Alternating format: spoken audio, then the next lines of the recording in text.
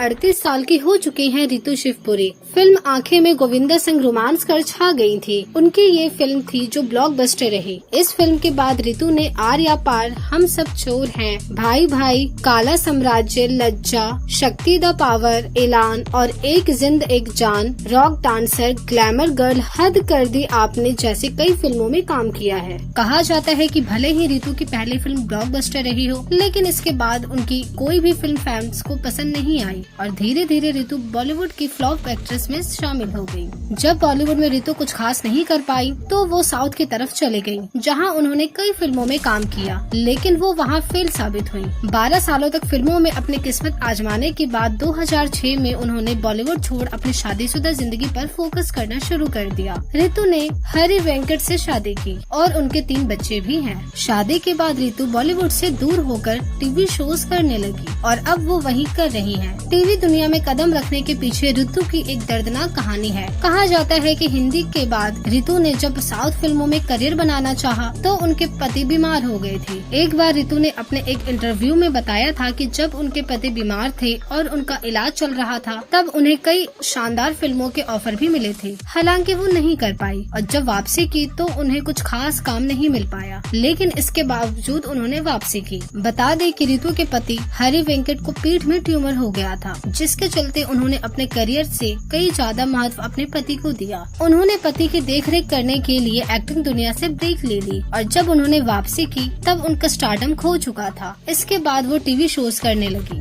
Film से break लेकर रितु ने अपने परिवार को बचाने के लिए ज्वेलरी डिजाइनर का काम शुरू किया। बाद में जब उनके बच्चे बड़े हो गए तो उन्होंने साल 2016 में अनिल कपूर के शो 24 से वापसी की। इस शो में डॉक्टर सनी मेहता का किरदार निभाया था। अब रितु टीवी की दुनिया से उम्दा एक्ट्रेस बन चुकी हैं।